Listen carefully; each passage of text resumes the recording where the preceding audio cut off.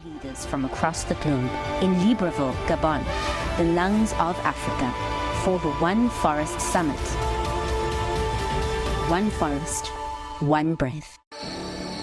Forests are where life stems, places of growth, wealth, and beauty, places that heal the world. To advance humankind's collective ambition to preserve the world's forests, Gabonese President Ali Bongo Ondimba and French President Emmanuel Macron are gathering experts and leaders from across the globe in Libreville, Gabon, the lungs of Africa, for the One Forest Summit. One forest, one breath. Forests are where life stems, places of growth, wealth, and beauty, places that heal the world. To advance humankind's collective ambition to preserve the world's forests, Gabonese President Ali Bongo Ondimba and French President Emmanuel Macron are gathering experts and leaders from across the globe in Libreville, Gabon, the lungs of Africa, for the One Forest Summit. One forest, one breath. Forests are where life stems, places of growth, wealth, and beauty, places that heal the world.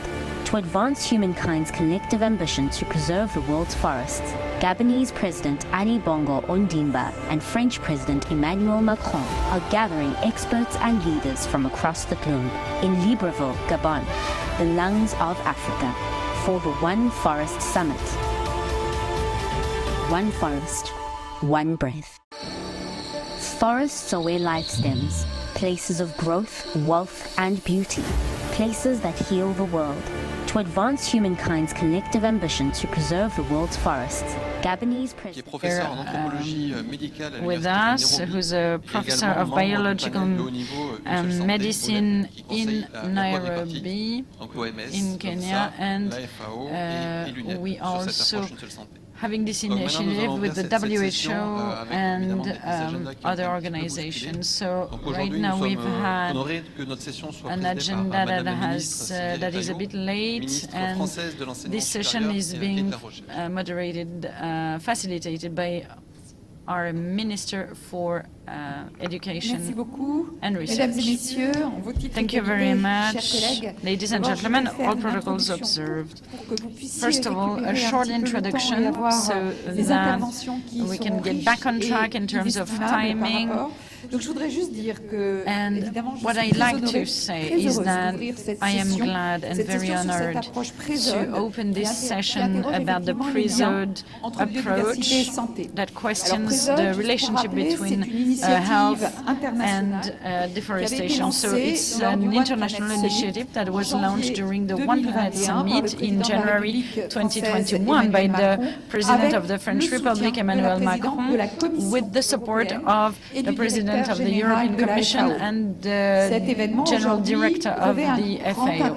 This initiative is instrumental, especially in the One Forest Summit, because it's about sustainable forest management and fight against deforestation. So it's about a prevention strategy in order to prevent the emergence or re-emergence of zoonotic diseases through preventing deforestation and better managing the ecosystems. And whenever we talk about zoonotic diseases, of course there's one that has been really impactful since 2020 is the COVID-19 disease, with the pandemic of COVID-19 that really settled in our daily lives. However, one shall not forget the huge loss of human lives and the enormous trauma caused by the different lockdowns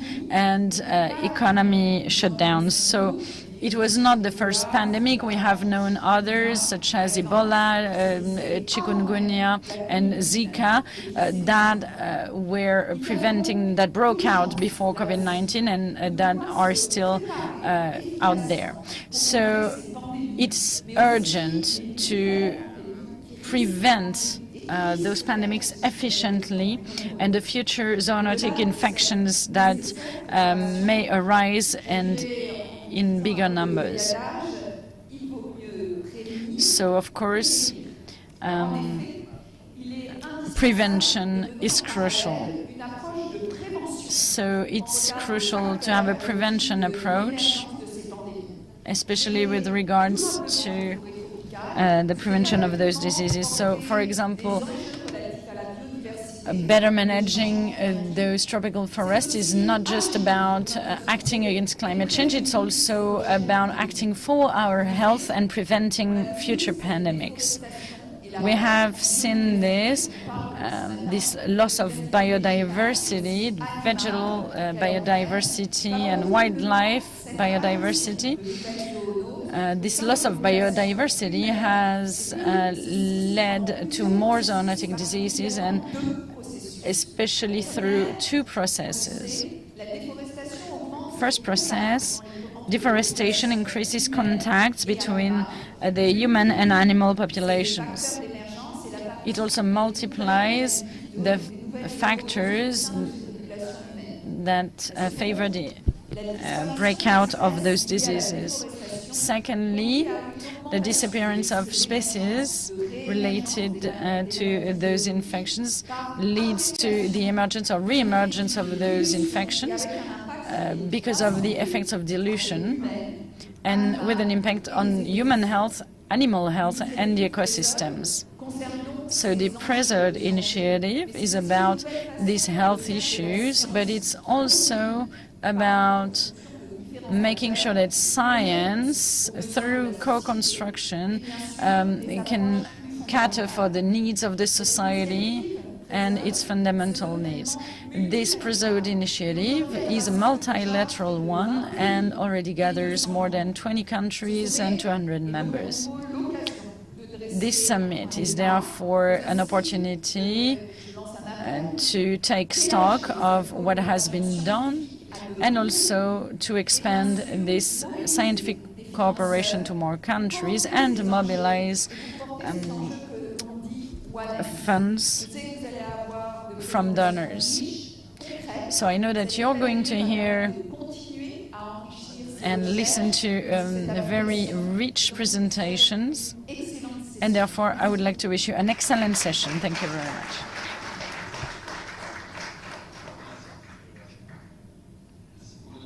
Thank you very much, Madam Minister. So from your introductory remarks, we believe we should have also the point of view of international organizations, and therefore I'd like to ask the director of UNEP to take the floor now. Bonjour tout le monde, mais je vais parler anglais. Good afternoon, all protocols observed.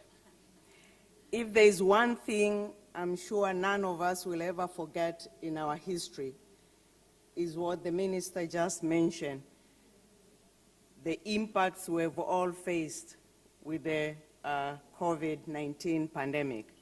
And we are still recovering, both as individuals, as families, friends, but also as countries in terms of social, economic devastation that the COVID has caused.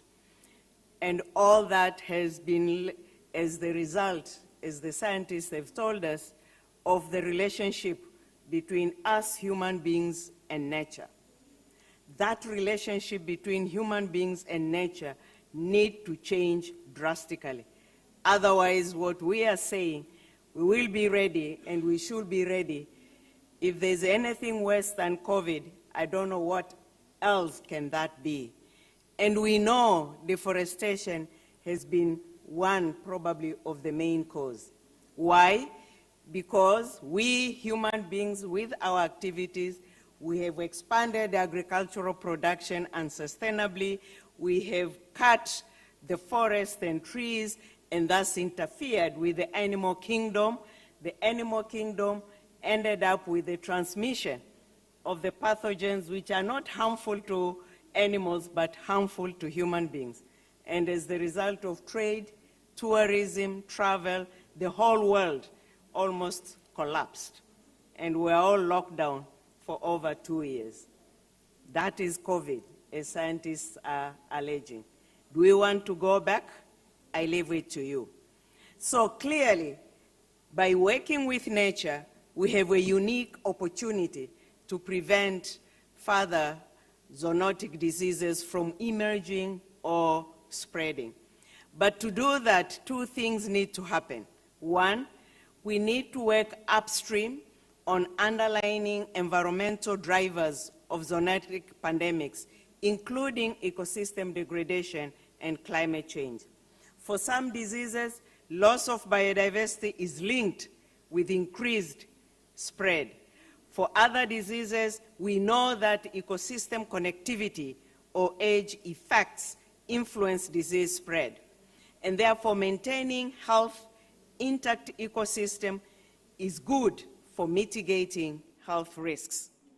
For pathogens, we know many of them, like those linked with dengue fever, which the minister mentioned, or West Nile virus, are climate sensitive in terms of rainfall, temperature, humidity, etc. So climate change is equally directly affect diseases as well as their spread. And therefore, keeping to 1.5 degrees Celsius will help us to maintain that stable agroecological zones and the stability that can help to prevent the spread of these diseases caused by migrating species of all kinds, like us humans. The second thing we need to do is be intersectorial and interdisciplinary. We need to move away and break the silos in order to address these interlinkages. And the minister has underlined that, the interlinkages between human activities, our health or environmental health, as well as animal health. We, in the United Nations Environment Program, we are also part of a quadripartite alliance for One Health, together with WHO, FAO, as well as the World Organization for Animal Health. And we're actively working with a number of countries to help again to break those silos in what we call One New Health Joint Global Action Plan. Of course, we know also the PREZODE is again that other initiative which was initiated or launched just after we were figuring out what COVID-19 meant, and they were first to get an answer to that. So my second point or message, prevention is cheaper than cure. And scientists have shown it with figures that prevention investments related to zoonotic diseases cost less than 1/20 of the value of the lives lost each year as the result of viral zoonotic diseases. So clearly, prevention is cheaper. And if we are today continue to calculate the costs of the COVID pandemic, that clearly demonstrate what we've all seen with our own eyes. This quadripartite initiative with WHO, FAO, and Health Organization, we've just a few days ago sponsored and published a paper in the name of Prevention of Zoonotic Spillover, which basically offers a definition of prevention and calls on deep, upstream, and system approaches to preventing zoonotic diseases, which looks at ecological, meteorological, and anthropogenic drivers of risks that complement better detection and surveillance. So lastly, what is my key message here? Nature for Health is, again, another global initiative that supports country-level actions to prevent pandemics and related health risks by strengthening environmental aspects of One Health. Nature for Health was just initiated early last year, and it focuses on reducing pandemics and related health risks by strengthening the environmental aspects of One Health. This initiative is led by a consortium of world-leading environmental and health organizations, including UNEP, and it aims to directly support biodiversity and health action plan which is being developed under the Convention on Biological Diversity. So we look forward to work closely with PREZODE, science, to be able to get the evidence, the lessons learned at science policy interface. And we welcome others to join all these initiatives and let us grow that nature for health, PREZODE, so that we all truly protect not just our own health, but the health of the planet and the future generation. Thank you.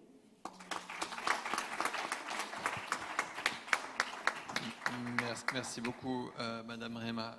Je vais donc maintenant, on va passer à la deuxième partie de la session. Je vais pouvoir vous libérer parce que je Thank you very much, Mrs. For your speech, and actually, thank you very much for having open this speech, this flow. Ora con other panelists in order to come and join me on the stage, Milvora Andrea Chavez, Famdik Fik, Egel Manganga. I cannot see him. Are you there, please?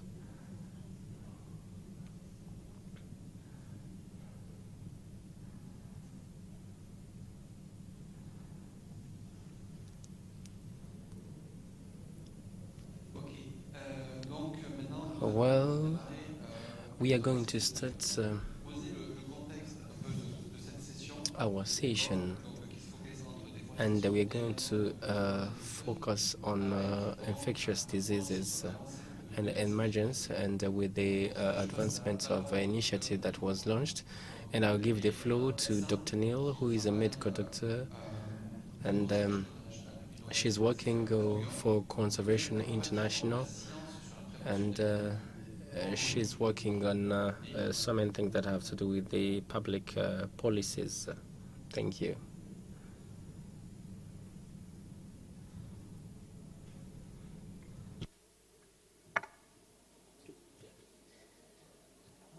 Thank you so much. It is such a privilege to be here today and honored to be speaking with these esteemed colleagues.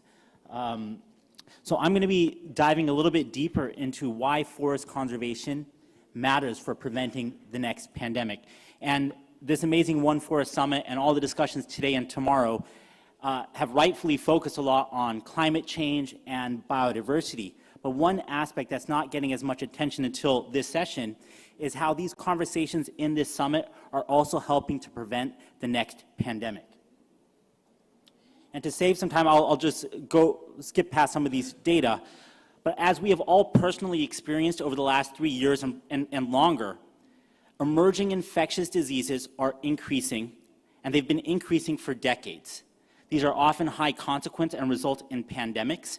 And what's striking is that most emerging infectious diseases originate in animals and then jump over into people. That's sometimes known as spillover. And human activities are behind this rise in spillover events. Human activities that bring humans and domestic animals in close contact with wildlife. Of all of these human activities, changes in the way land is used, particularly deforestation, is probably the greatest driver of spillover events. Well, why is that? Well, there are several different reasons why deforestation drives infectious disease emergence. And it's often not obvious to many people, and I, being a medical doctor, when I talk to my medical colleagues and public health colleagues about this, they are often surprised to learn this, because for many people, the connections are so distant. But there's at least 4 reasons why deforestation drives infectious disease emergence. Reason number 1, and as we heard the Director General and the Minister say a moment ago, is that deforestation results in the creation of forest edges. You can see that in this picture right here. And along those forest edges, humans often concentrate or can be found, and that creates opportunities, again, for humans and domestic animals to intentionally or unintentionally come in contact with wildlife, creating, again, the opportunity for spillover. Reason number 2 is that deforestation stresses wildlife. And that leads to wildlife being more susceptible to infection and being more likely to shed pathogens such as viruses. Just like for people, when we are stressed, if we are losing our own homes, we are more likely to have poor health. Same goes for wildlife. Reason number 3 is the loss of biodiversity. When deforestation occurs, the species that are most likely to disappear are those species that are specialized to live in the forest. But the species that survive are generalist species, species that can often live alongside humans. And it turns out that many of these species that can live alongside humans are also the ones that can harbor pathogens that can spill over into people. These animals include bats and rodents. And I also want to make the point, though, that biodiversity in and of itself is not a risk factor for infectious disease emergence. Rather, it is human activities that lead to the loss of biodiversity that creates that risk. Reason number 4 is that deforestation leads to climate change. And climate change is an independent driver of infectious disease emergence by moving animals that are reservoirs for pathogens in closer proximity to people. So the point here, though, is not to lose hope. In fact, that we know that deforestation is such an important driver of infectious disease emergence actually gives us a clue as to where to find the solution. And namely, by addressing deforestation, we can prevent the next pandemic. This is a message that is often lost in public health and medical circles, and it's a message that we need to be emphasizing. There are so many benefits of preventing pandemics. I've just listed 4 right here. First and foremost, when we prevent a pandemic, we avoid human suffering, right? How many people, millions, have died in the course of the last 3 years from this pandemic? But by preventing a pandemic, we can avoid those deaths. Reason number 2 is that it promotes health equity. Prevention is the most equitable form of public health intervention because no one gets sick, particularly people in some of the most resource-limited settings of the world, who often are the ones who have least access to the tools of pandemic response, such as vaccines and medicines. Let me give you an example. As of approximately 3 weeks ago, the continent of Africa had yet to receive its first dose of monkeypox virus vaccine that was not designated for research purposes. Reason number 3 is that it saves money. We heard Director General Marima just talk about how much money can be saved by investing in prevention rather than response. And finally, there are co-benefits for climate and biodiversity. The PREZODE initiative is an incredible opportunity to advance the prevention agenda. It's an international initiative launched just 2 years ago by President Macron during the One Planet Summit. And partners of PREZODE initiative include over 18 countries and over 180 organizations. This initiative is helping to better understand zoonotic disease risk, co-designing solutions with communities, and also a strategic agenda for pandemic prevention. And PREZODE will help to strengthen early warning systems for outbreaks. Furthermore, right now, the World Health Organization and PREZODE are working together to develop indicators for pandemic prevention, which is so important for measuring progress. So in closing, we are right now facing the convergence of 3 existential threats: climate change, loss of biodiversity, and pandemics that all at their core have a common cause. And that cause is our broken relationship with nature, particularly deforestation. But deforestation is a solution that will help us address all 3. Every dollar spent in addressing deforestation is a dollar that will go a very far way, and these are things that we can do right now. There are so many experts at this summit right now who know how to address deforestation. And so again, I want to thank you all for your time, and I'm so excited to work on pandemic prevention with all of you.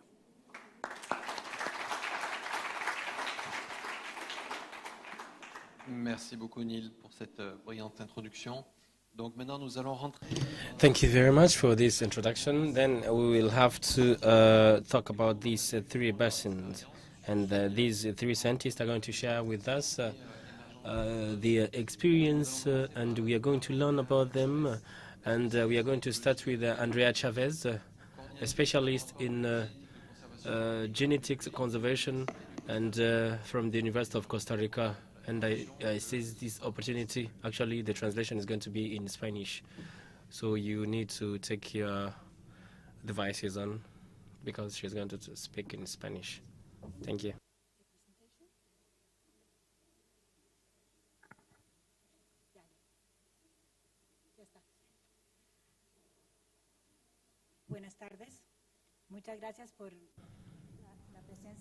Thank you very much to all of you who are here, and I wish to thank you, PREZODE, also for using Costa Rica as an example for us to be able to make this presentation. First of all, I'd like to say that America Latina is a region with a lot of biodiversity. We do have a lot of great habitat. That means we have a lot of land, and rich is rich, known all over the world. However, we have had infrastructural development that has been accelerated, which has led to lack of inequality, and that has led us to deforestation. And for that reason, we are facing a lot of risks, and we do have a lot of contact between wild animals and humans. And so because of this interaction, we can now even talk about zoonotic diseases and pandemics, rather. Costa Rica, particularly, is a unique special case in Latin America. Costa Rica has been recognized as one of the leaders in education and conservation of biodiversity on a global level.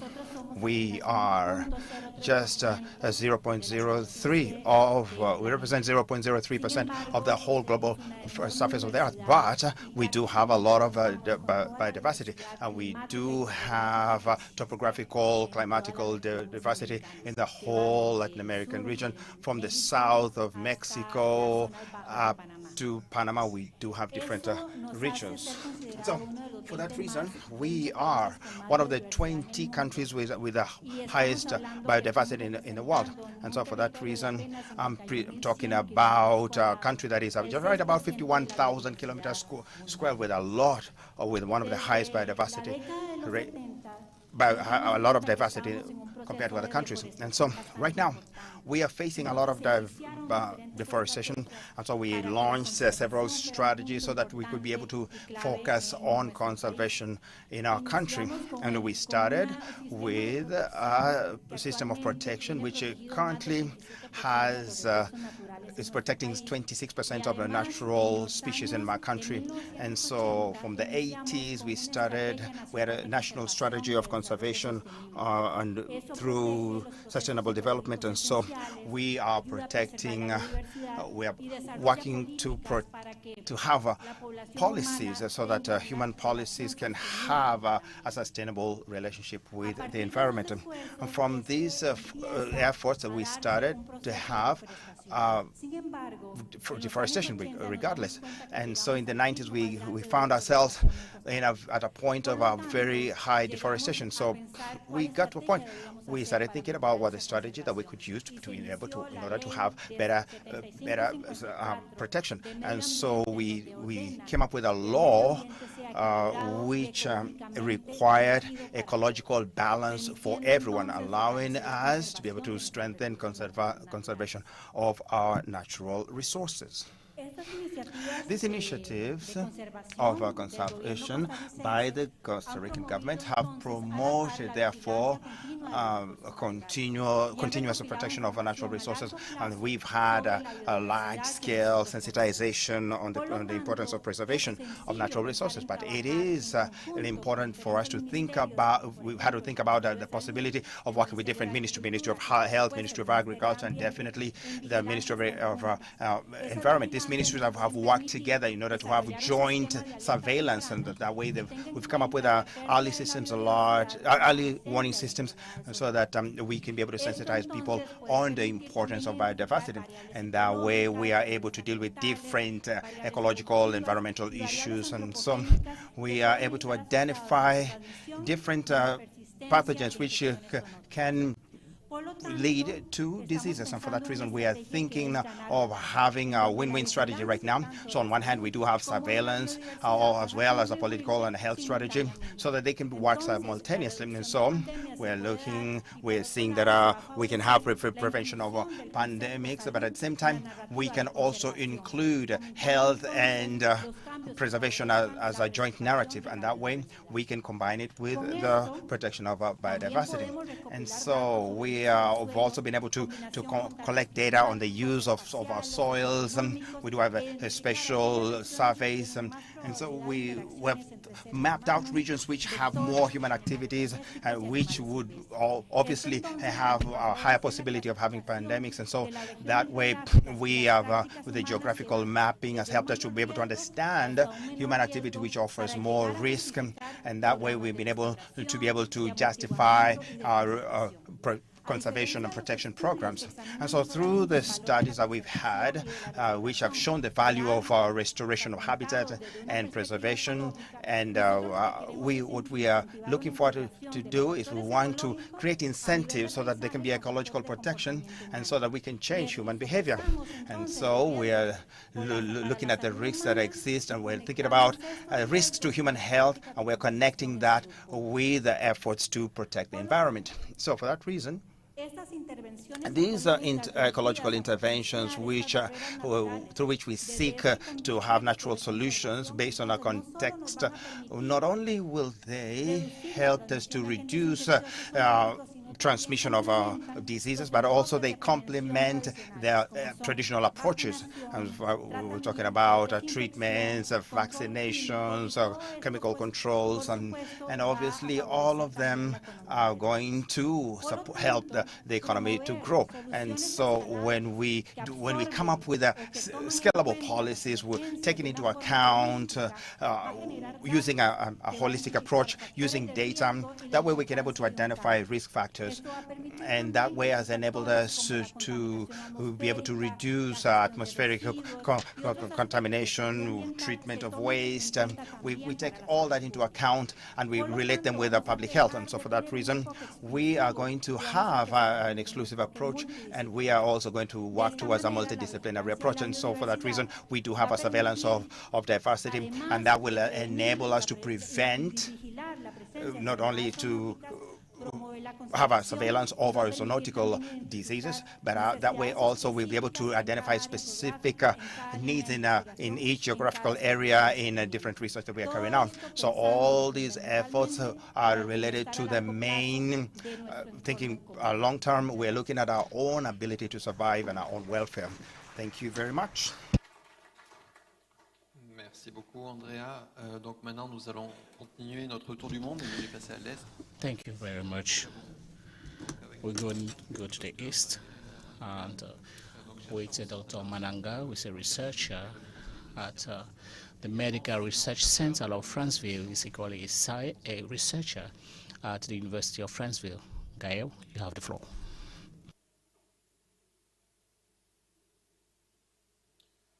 Donc merci. Alors, c'est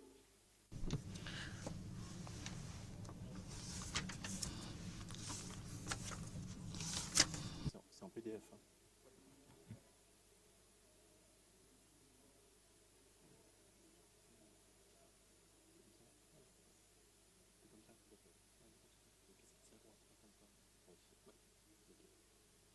Bien, merci à tous. Donc j'ai. Thank you very much. We'll actually discuss on this topic from a different angle.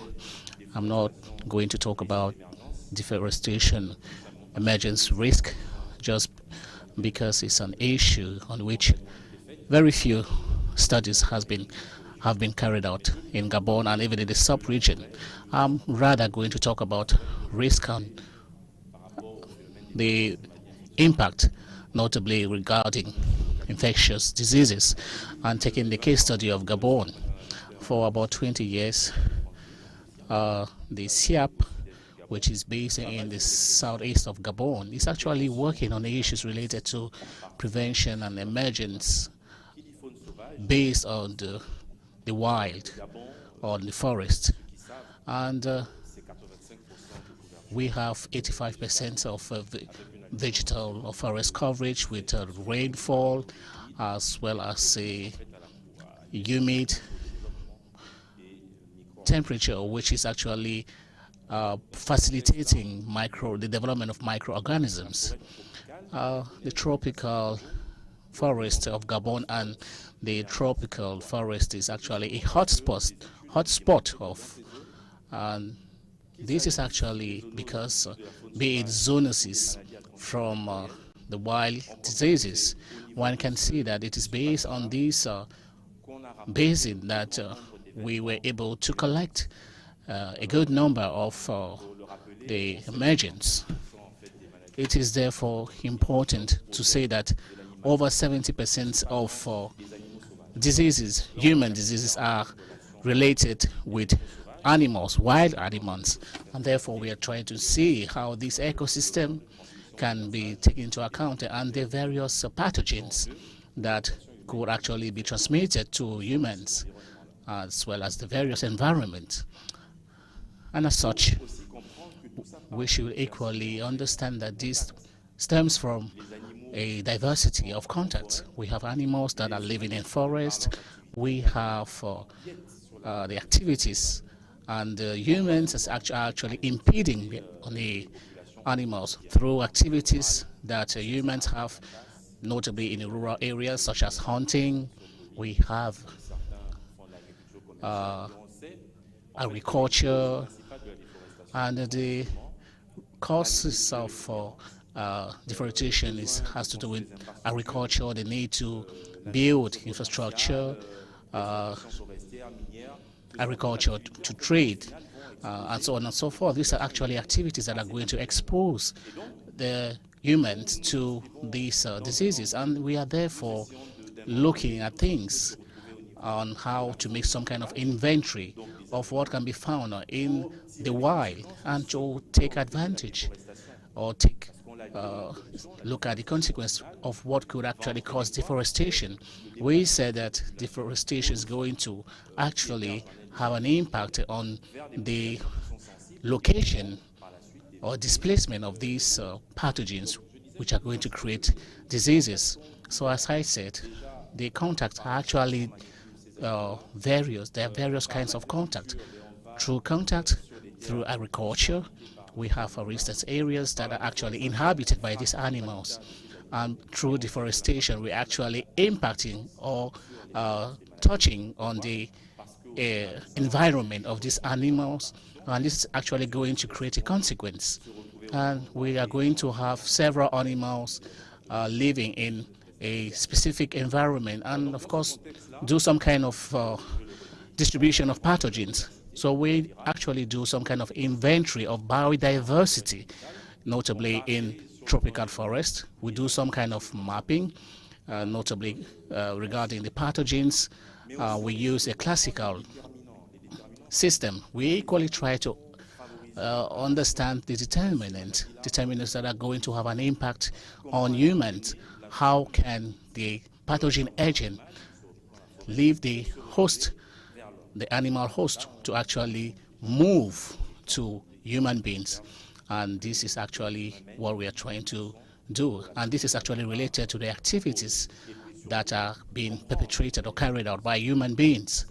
And it is therefore important to take that into account, notably the biodiversity, but equally to understand why at one point in time this relationship is actually done. And when we take the case of the Ebola virus, I did not want to actually show some case studies of what we have done so far because we have limited time.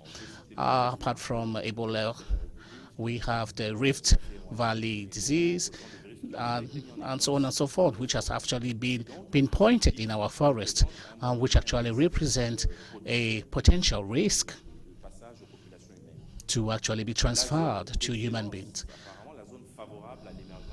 Now, the environment which actually been prone to this transfer of pathogens, we have some conditions, climate conditions that favor this transmission because we have human epidemics that have been highlighted, and it is equally the case for animals. I would like to conclude with this slide, which is a clear illustration of a determinant that we were able to highlight in the studies that we have carried out. By doing some kind of bibliographic study, we saw that the distribution of the transmission of diseases from animals. We are working on not only the bat, but equally the rodent. But regarding the bat, we see that we have areas where bats can actually collect a lot of virus compared to other animals that are going to get diseases when they are found in a specific environment. So we therefore see that there are certain environments that can favor or promote the contamination of certain diseases, and this is the case for the great apes.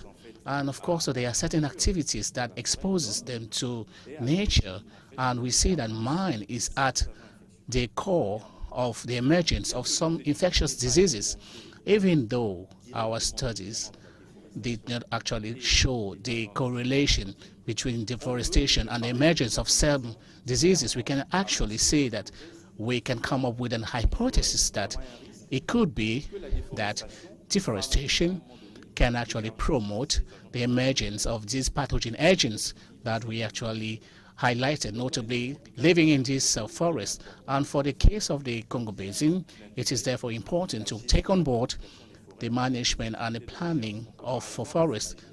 For instance, we can see that through some activities, we can identify areas in the forest that could be areas that are prone to promote the emergence of some diseases, because we can actually see that we have areas that are reservoirs of some pathogen agents. Of course, that has to be taken into account. It's just an example. And just to conclude, in the preservation of our forests, it will equally be a way to preserve our health. I thank you very much. Merci beaucoup, Gaël. Thank you very much. We are going to finish this world tour by Dr. Famin Fik, who is a medical doctor and coordinator of the network of public health in Vietnam. Thank you.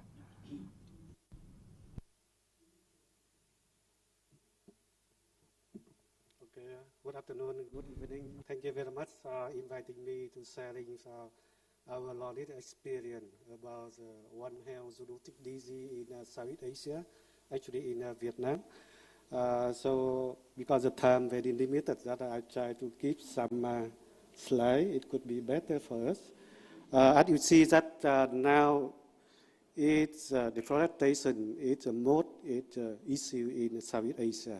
Actually in Indonesia, Malaysia, Vietnam, Thailand, or Cambodia. So that it now it's all the government, they have high commitment could contribute how to reduce the deforestation. So in Vietnam, for example, now it only reporting every year on not a case of deforestation very, very high, increasing until now. So because of different reasons, as previous speaker already mentioned.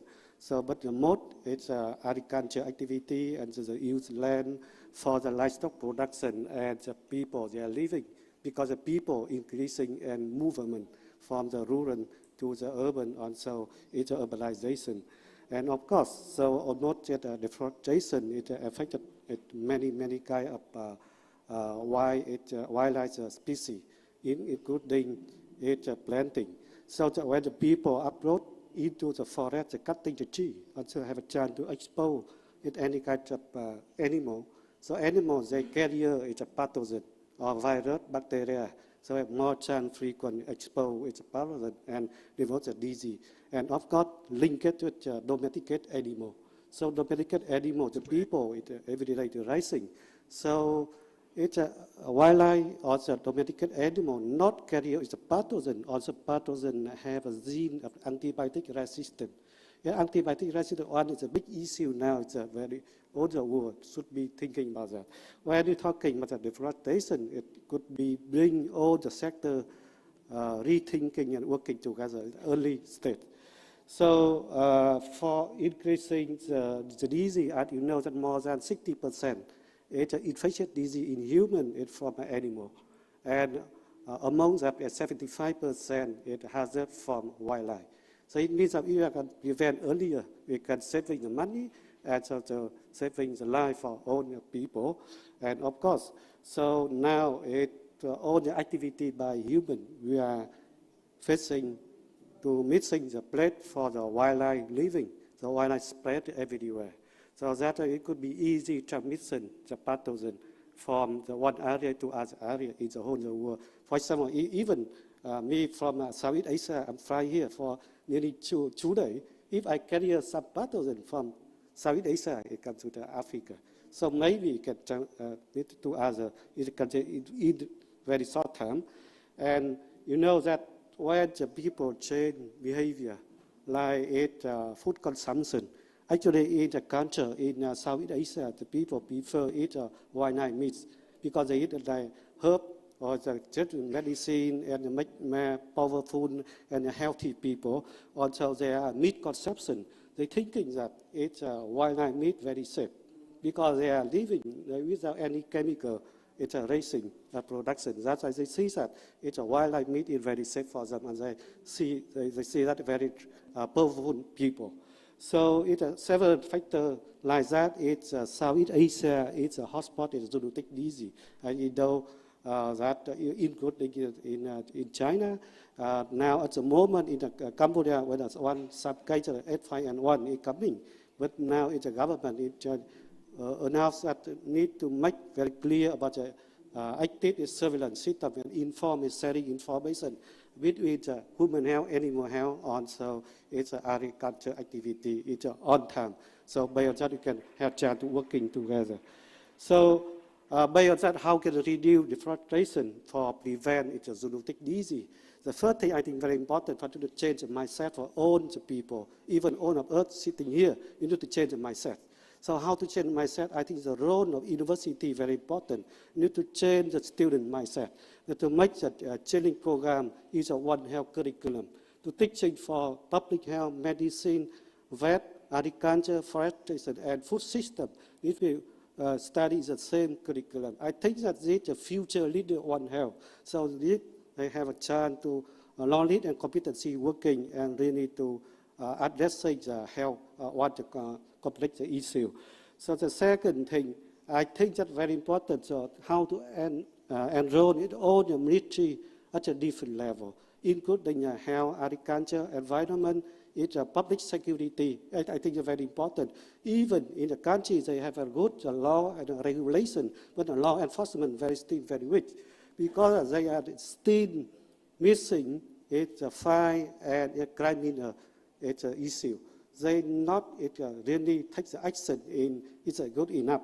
The second thing is a human nature that also is a system in collecting each other. So we cannot separate everyone. That's why we think that's very, very important. We need to bring on breaking silo thinking.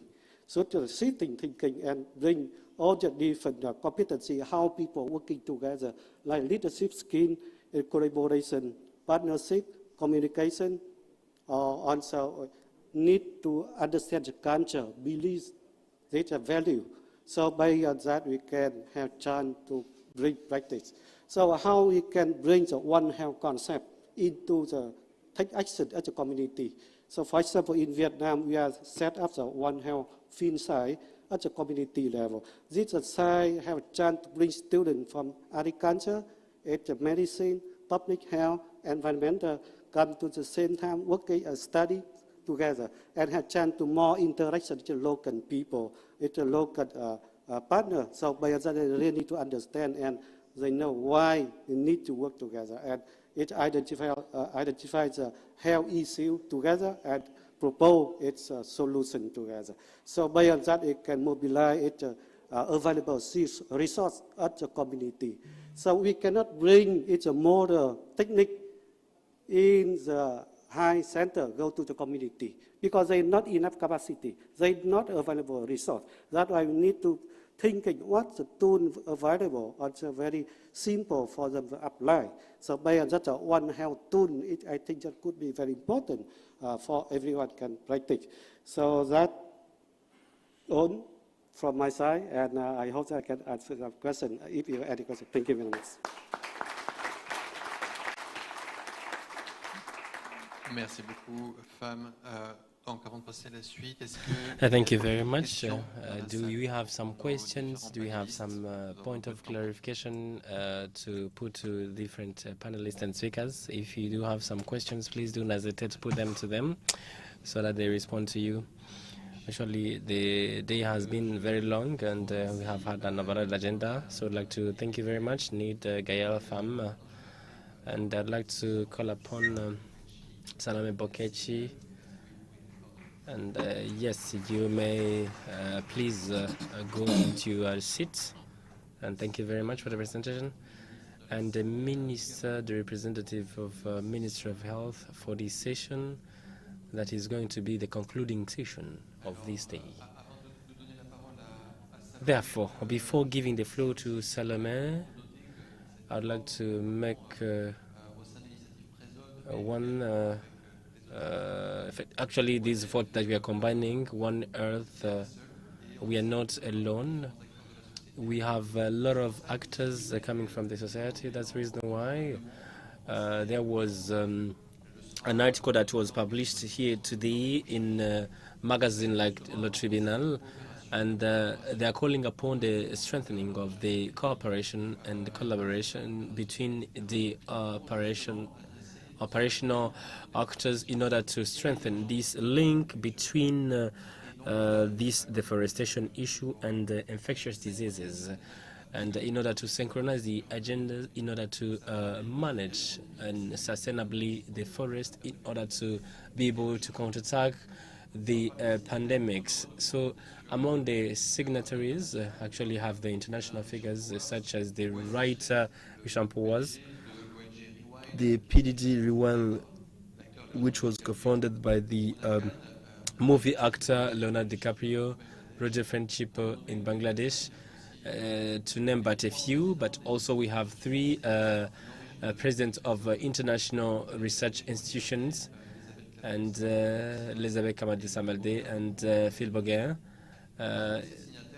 And among other signatories, we also have Dr. Jane Goodall, a public figure that is well known in terms of the protection of biodiversity, and she's a messenger of UN for Peace and a message of hope through video as well. As we all know, forests, especially tropical rainforests, are being destroyed at a terrifying rate. And deforestation, as well as releasing stored CO2 and adding to the greenhouse gases, results in loss of biodiversity. It's so important to recognize that we depend on healthy ecosystems for food, water, air, everything. And an ecosystem is made up of the complex relationship between plant and animal species, each with a role to play. Loss of habitat forces animal species into closer contact with each other and with humans, and this can result in the spread of disease.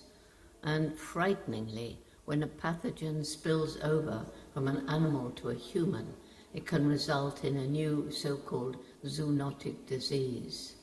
And there's now evidence that deforestation creates conditions that enable these sometimes deadly pathogens to spill over from animals to humans. In fact, we're told that at least 70% of new diseases that have emerged in people over the past decades, including HIV, Ebola, Nipah, and COVID-19 and other coronaviruses.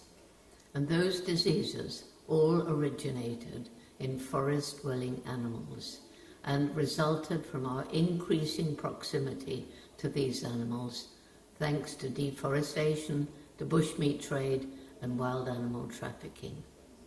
In some countries, deforestation leads to ideal breeding grounds for malaria-carrying mosquitoes. In the late 1980s, I was shocked to find that all around the area where I was studying chimpanzees in Tanzania, the forest had been destroyed by local villagers desperate to create more farmland to feed their growing families or to make money from charcoal or timber. And so the Jane Goodall Institute initiated Takari, our very holistic method of community-led conservation, which is now protecting forests and biodiversity in 6 other African countries. The people now realize that protecting the forest isn't just for wildlife, but their own future. Today, Tukari works in partnership with PREZODE and all its partners, including the Coalition for Preventing Pandemic at the Source, all of which recognize the importance of working with local communities and indigenous people, helping them to develop ways of making a living without destroying their forest environment. Scientists warn that if we continue to destroy forests and disrespect forest animals, we may be infected with viruses that cause pandemics even worse than COVID-19. Scary thought. Fortunately, more people now understand the One Health approach that recognizes that our health is dependent on the health of animals and ecosystems, and it calls for collaboration between all those working to protect forests, NGOs, local people, governments, and law enforcement agencies around the world. It is so urgent that we tackle the cause of zoonotic diseases at source for the sake of our children and for the health of this beautiful planet Earth and the animals with whom we share it.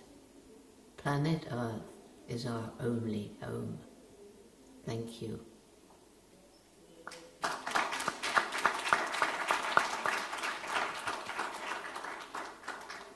Merci beaucoup. Donc pour terminer, je vais donc passer.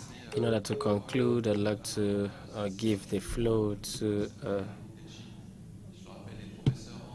Doctor in order to hear what she's going to tell us.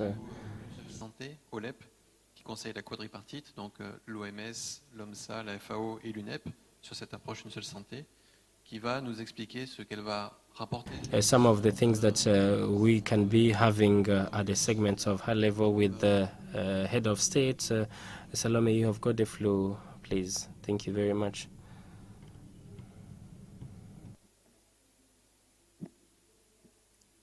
Good evening, everyone.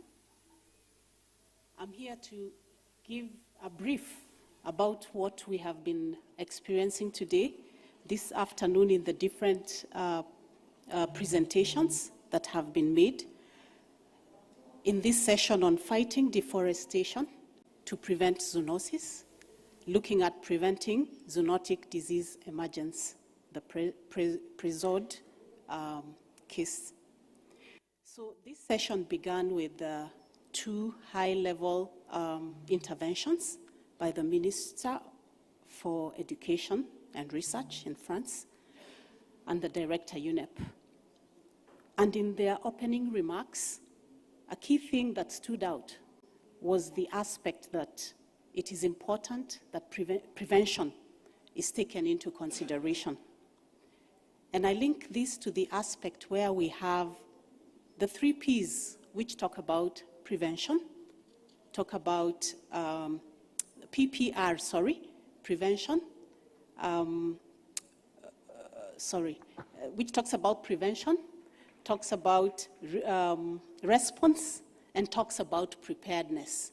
So when we look at those PPR, the 2 Ps and the 1 R, where should we place more emphasis to be able to get more impact? And the presentations that we have had this afternoon have really helped to reinforce the fact that putting our money on prevention will be able to give us more benefits than trying to deal with response once the disease has come. And therefore, prevention is better than cure. So the director for UNEP also took us through some few comments in relation to the aspects that are important for us to be able to carry on the aspect of prevention by looking at the aspects of intersectoral coordination, looking at aspects of prevention, and also brought out the aspect of the quadripartite, which has come together with the realization that there is need to do something about prevention of pandemics. And of course, we cannot gainsay the fact that nature for health is very important, and that brought out the aspects of looking at environment and looking at deforestation as a way of trying to prevent diseases. So this set the stage for the three presentations that gave us case studies of different areas, from Costa Rica to Gabon and Vietnam, Southeast Asia, looking at practical examples that have been put in place in relation to dealing with prevention, looking at aspects of preventing deforestation as a way of helping to prevent diseases.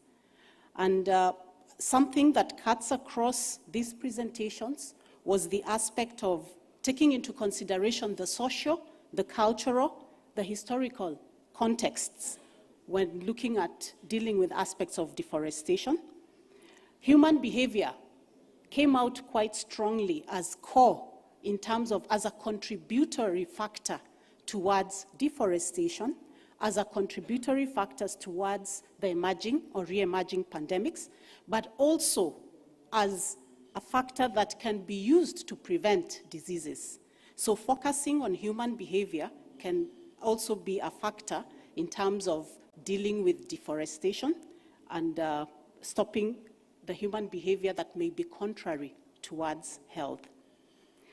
We also had a presentation by Neil, Nature for Health, which looked at the different global initiatives that are in place in terms of strengthening prevention, mentioning environment as a critical component in the prevention of human health. And so, in summary, human health is important. And in the words of an Arabic proverb, it says that he who has health has hope, and he who has hope has everything. And so, as we join together to work towards preventing deforestation, towards saving our biodiversity, towards preserving and rehabilitating our forests, it's at the nexus of human health. That is the most important thing in terms of preservation of our forests. And so the One Health approach comes in very handy, bringing in different disciplines together, bringing in different ministries together to help preserve our human health as we preserve our environments. And so some key take-home messages is that governments and donors need to expand cooperation to develop improved solutions and support for sustainable forest management and global health. And these solutions must build on local legitimacy and credibility to ensure their consistency, to ensure their effectiveness, and to ensure their sustainability. And number two, evaluation of decisions about the impacts of human activities on forests should include consideration of the services rendered by these ecosystems, including the prevention of the emergence of zoonotic diseases. Within the forests, there are many services and disservices that can be gained from forests, and it's important that evaluations need to take this into consideration. There's also need for greater recognition and support for the critical role that local communities play in protecting forests and other ecosystems. Building up from the presentations that were there much earlier, that were talking about culture and our heritage, and the important role of culture in preserving our forests, it's important that these are given recognition. And number four, creation of new financing partnerships that support and reward forest conservation, with far more money flowing towards countries who are hosting these forests. There is need to recognize already the countries that host these forests, and therefore there needs to be support towards them. The positive conservation partnerships, supported by the framework of the High Ambition Coalition for Nature and humans, co-presided by France and Costa Rica, in agreement with the Kunming-Montreal Global Biodiversity Framework, should consider the core benefits of conservation for public health following a One Health approach. So a One Health approach is quite important in all these initiatives. And by taking these steps to embrace the importance of protecting and stewarding nature, we can help reduce the risk of future pandemics, as has been explained and demonstrated by the different case studies of the countries that presented this afternoon. Thank you.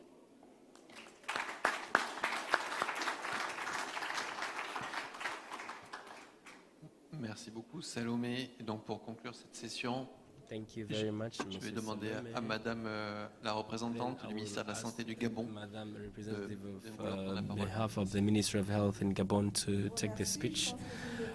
Thank you very much. I don't think that I'm going to make a conclusion simply because the rapporteur did it already. However, the fight against deforestation would have been very far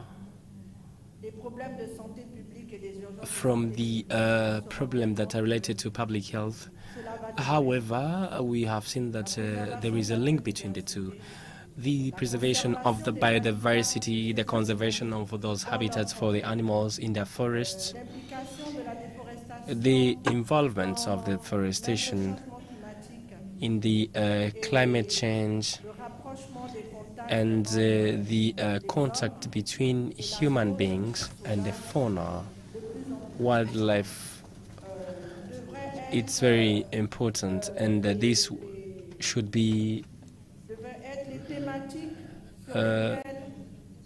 thematics on which the state and the government would like to have the say at the world level in order to be able to protect the humanity and the protection of the nature. Each country nationally would engage themselves in the fight against deforestation and climate change.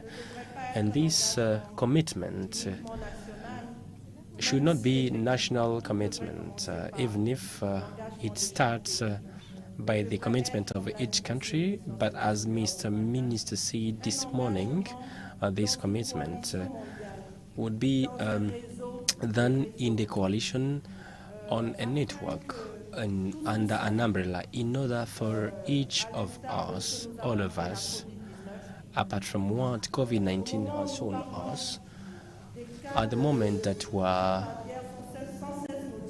we are talking, actually, the case of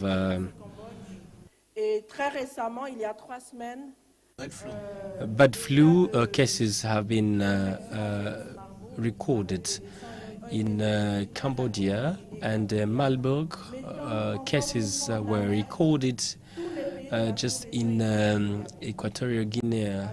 And this is danger for the countries of Central Africa part. Actually, I would like to conclude by saying that this initiative should not be the only initiative that is being tabled today and that will be forgotten within 3 days. Actually, we need to commit ourselves with this kind of initiative. I will talk about the Europe, but I will put in focuses, I will put an emphasis on Africa, simply because actually all continents and every country on our continent, all of them are concerned. All of us, we should get committed. It's not an additional initiative, actually. We have had this initiative. The state that were committed actually to this initiative that were launched by the President Macron. Actually, we think that this is not going to be in vain, simply because we have learned from the lessons that were left to us by the COVID-19 and the threats on the public health, human being, and public health and environmental health as well. Today and in the future, I'd like to say thank you very much, and I wish to each and everyone a pleasant evening. Thank you. Merci beaucoup. Thank you very much. This was the concluding remarks, and thank you very much for having this session, and I wish you a pleasant evening. Thank you.